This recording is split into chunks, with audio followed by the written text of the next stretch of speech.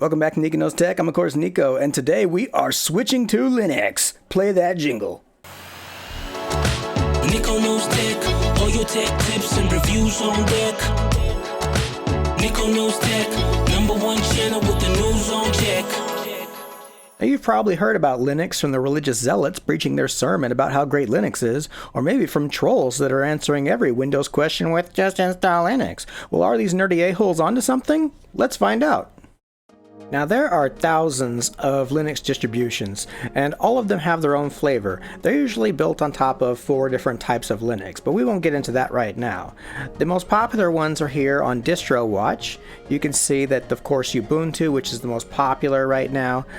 Most Linux users apparently are on MX Linux, Manjaro, Endeavor, and of course Mint. Today we're going to talk about Linux Mint because if you're coming from a Windows or a Mac OS environment, this is going to be more up your alley. And you can get Linux Mint here at linuxmint.com, and you can go here to download, and then there are several different versions of this.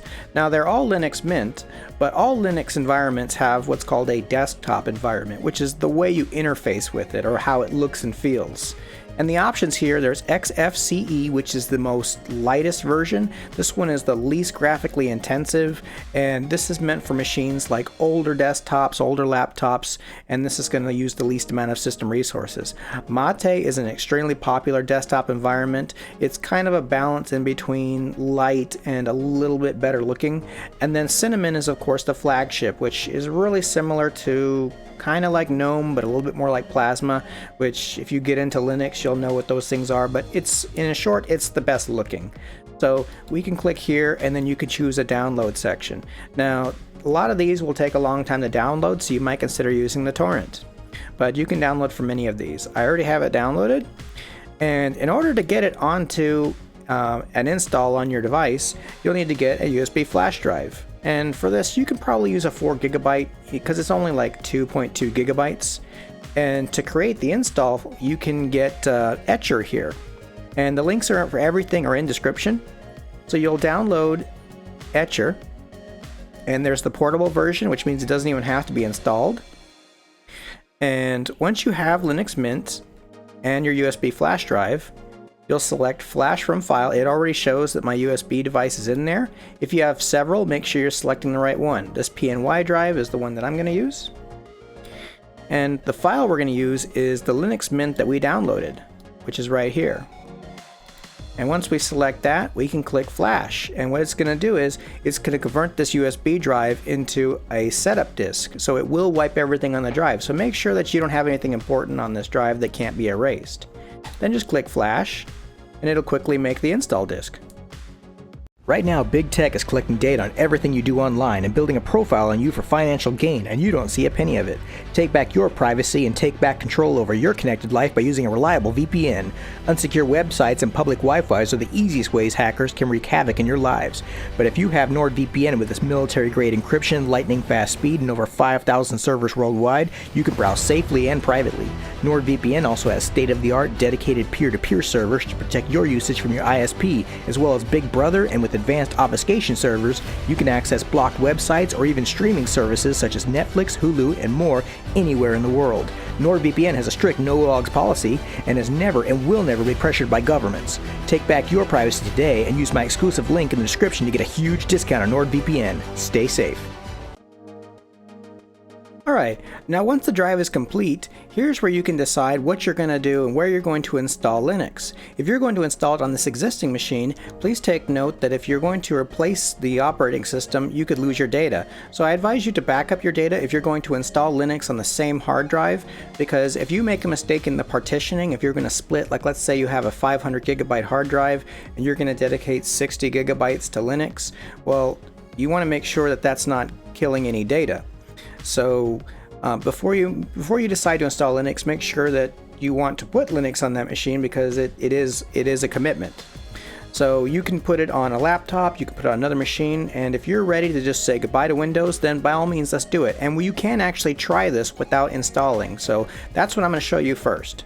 So what you'll do is you'll insert the USB. It should be already inserted, but you'll put it into the device that you want to install Linux on. Then you'll reboot the machine, and whether you hit F2 or delete or F11, F12, whatever is the method you use to get into your BIOS settings, you're going to set it up so that it's going to boot from the USB drive. Alright, now that you've booted off the drive and you've let it automatically load into Linux Mint, you haven't actually installed Linux Mint yet. You're still running it off of the USB drive. So you're not using any hard drive. No changes have actually been made. And at this point, you can use Linux Mint as it is in this condition. And you can do a lot of things, even if you wanted to use this as a standalone tool to fix Windows. Or just to check it out, you can surf the web, you can peruse all the different features of it, and you can even install some applications as long as you have the space on the USB drive. Now we're going to go ahead and install Linux Mint as if you are installing this on your PC, the one that it's plugged into. We can double click here on Install Linux Mint.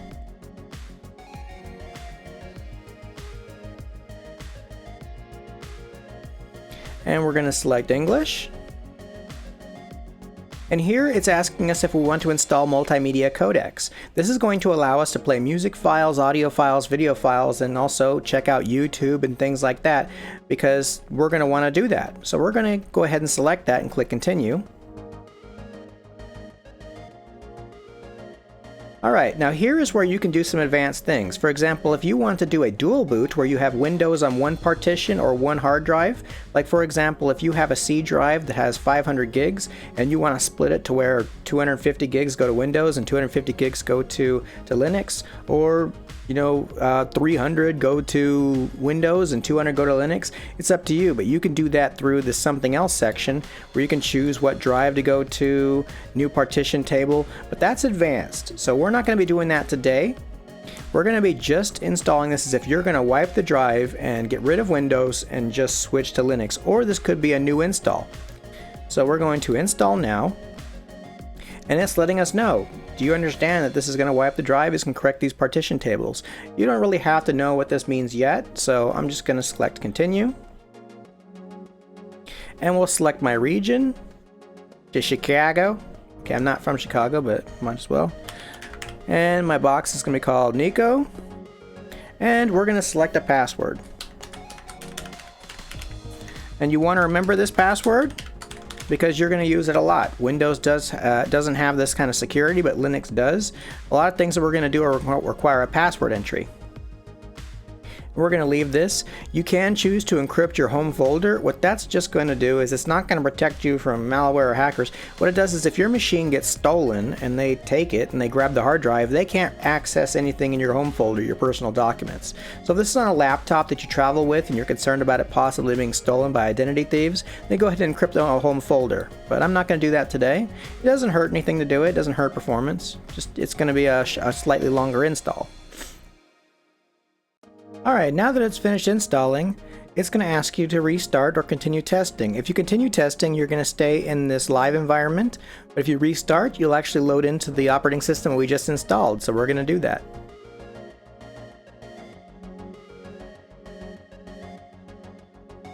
Then you'll remove the USB drive and then hit enter. Alright, now that we've reached the boot screen, we can enter our password that we selected during installation.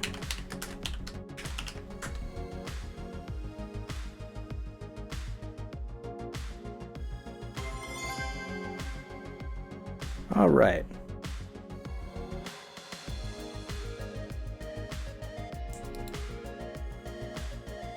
Alright, now we booted into the operating system. It's asking if we should check our video drivers. And as you can see, we definitely need video drivers. And again, it's going to ask for our password. Anytime you're going to make a change to Linux, you need to enter your password. That is one of the layers of security within Linux.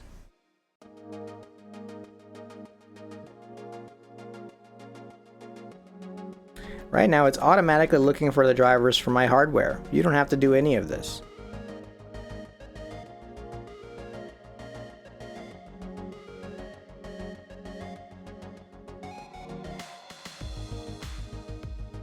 Alright, it doesn't need any additional drivers, which means I might be able to change my resolution.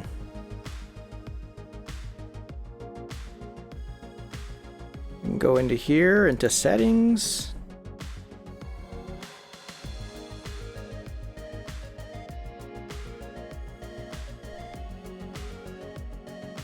We can go to display, and we can change this to something a little bit better. We'll go 768. And we'll click apply. Alright, that is much better. Now we can, I'm using a virtual machine here, so here we go. Alright, we're going to keep this configuration, and then we can close this. And you can set yours according to whatever monitor you're using. Now, this interface will look familiar to you if you're coming from Windows. This is kind of like the Start menu. You'll access a lot of things through here. And where I was just at is the settings, or they call it system settings. And all the different sections are clearly labeled, and you can feel free to go in here and check what's up. You're not going to break anything. That's another thing. Now we see this familiar shield icon, similar to Defender, is telling us that we need to do something. It's telling us we need to install security updates, and it's already going to do that. There's a new version of the update manager. Now, for the sake of the Linux users that are making sure that I know what I'm talking about, typical Linux updates on a Debian-based operating system like this, you would do sudo apt-get update, enter, put in your password, and then this would start downloading the repositories to do an update. And then you would do the same thing except upgrade, and then you hit this and it would do the update. However, with Linux Mint, you don't have to know these Linux tricks. You can just do the updates straight through the graphic user interface, similar to Windows. And it's going to apply the updates. It's essentially doing everything that we would have been doing in the terminal down here. And as you get more comfortable, you'll start getting more comfortable with the terminal. But right to get using your machine on Linux Mint, you don't have to know all this stuff. It's telling us all the updates. We can just install the updates. And we can click OK. And then, of course, Linux security. The reason that malware often doesn't work as well as it does on Windows in a Linux environment is because you have to authorize any change to the operating system, and malware likes to be able to do things without your permission. Well, it can't work in this environment. Is there malware for Linux? Yes, but you have to kind of go out of your way to get infected or have your machine set up for attack. So it's just less common for a novice user to get infected with Linux than it is for Windows, because you kind of have to know a thing or two or get extra protection on Windows to not get infected these days. Alright, while that's done downloading, I can show you the different parts. Right here we have Firefox already installed. You can get Chrome, and I'll show you how to install applications. We can go to YouTube. This will function just the way your normal browser with Firefox goes. And of course, this works. And then the way you'll get applications is through this one here. You'll click here, and this is the software manager. And this is going to be kind of like the App Store on Google Play.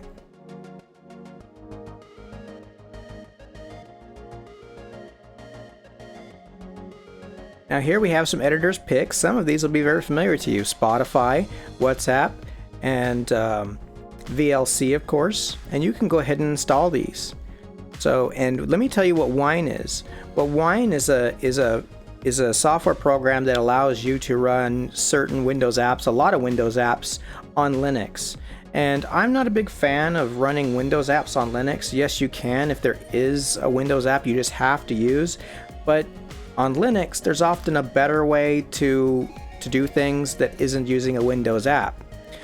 For example, most of these apps, if not all these apps, everything in the apps in the software manager is free. The big thing with Linux is free software. If you want to edit video, let's go to sound and video. All these apps are free. All these players are free, and none of them are adware. If we want to do graphics, all of these graphic related applications. Are you a gamer that's tired of waiting endlessly for your favorite games to go on sale? Wait no more and get your antisocial butt over to 2game.com, where millions of gamers like you get their games super cheap right before getting wrecked by a girl. Get the hottest digital titles now so you can stop being antisocial by yourself, instead being antisocial with friends. Even new friends. Woo! Use the link in the description now and get your game on with a hot gamer girl of your dreams. Ugh. Office applications. LibreOffice is already installed. I actually use this on Windows. It is fantastic. It is more powerful than Microsoft Windows. You can get all of these different things, and including, you can even play games on Linux. Now, where there's other Linux distros which are better for gaming, but typically you can actually run games on Linux. There's even the Steam app. Just Steam. If you install the Steam app, you can install all of your Steam games and they will work. If they're on Steam, they work on Linux, depending on your hardware. If you have a gaming machine, you're installing Steam on it, well then it'll perform as good or better than the gaming machine, but it won't run every game without some doing, but you can do a lot of gaming. Also, there are a lot of free games that are sold right through the, distributed rather, not sold, right through the software manager. All these games are free. First-person games, Minecraft, of course, Quake 2, real-time strategy. A lot of games you can get right through the App Store without having to get Epic Games or Steam working on your machine. Now, the first thing that I like to do when I set up a Linux machine is I like to get my firewall started. Yes, I am security conscious on all operating systems because I do handle security on all platforms. I use everything. You can just type firewall. I know what I'm looking for, but you can type firewall and you'll find it. Okay, uncomplicated firewall or UFW is already installed. So we can actually go to our preferences. Actually, we can just search for it. Firewall, there we go. Right here to firewall configuration. It's gonna want our password. And here, we can just switch it to on. Now it's enabled. And the only rules that you need to have, unless you have some complicated rule requirements for your firewall, is anything that's coming in that's not been solicited, meaning like when I reach out to CNN.com, then I'm asking for CNN.com to send me the website. But if CNN is trying to reach out to my computer, but I didn't ask for it, it's unsolicited. So that's going to be denied by the firewall. That's what a firewall should do. Unlike Windows Firewall that comes with it, it's got thousands of rules for everything. Like this can come in under this circumstance, but it can't come under this circumstance, but it can if it has this, and just, why can't you just say if I don't want it, you can't get in? So that's the way the uncomplicated firewall works. You can add some more complicated rules, but that's good enough right there. If you are coming from a Windows environment and you are concerned about malware, there is malware protection through the software manager. We can get ClamAV, which is a very free antivirus which uses the Avira engine. So you'll download ClamAV, and you'll also put in a password, and then you can use this as a graphical user interface. This will let you control the antivirus with a graphic interface instead of having to do this from the terminal. So from a Windows perspective, this is really good. And there are antivirus companies like ESET and Norton that provide antivirus for Linux users. So don't listen to trolls that say there's no malware on Linux. Yeah, there is. It's just you can't get it the same way as you get it. But there's knuckleheads in the Linux community that operate their machine logged in as the root account, which is the super administrator account of Linux, and they can just click on something and instantly infect their machine. So you can infect your machine, but usually you're a part of the problem. Alright, so yeah, you can go through here. There's already some pre-installed applications. There's graphic apps. You can get video editing software. You can get coding software. There's just tons of software that's available here that you can just browse at your leisure. And installing is as easy as what I've been showing you. Blender is a great program. This is for 3D modeling. The people that are actually doing a bunch of mods for some very big AAA titles are using Blender. Yeah, there's all kinds of things here. You're going to find this very easy to navigate. And I'm going to be doing this as a part of a series where I teach you how to use Linux. So this will be part 1, and in the coming days, possibly the end of the week, if not sooner, I'm going to be putting a little bit more advanced tips on Linux. Congratulations on making it to the end of the video. I hope you enjoyed this part 1 of my Linux series, and I hope to see you in the next coming days when I release part 2. If you like this, please hit like and consider subscribing, and I will see you next time.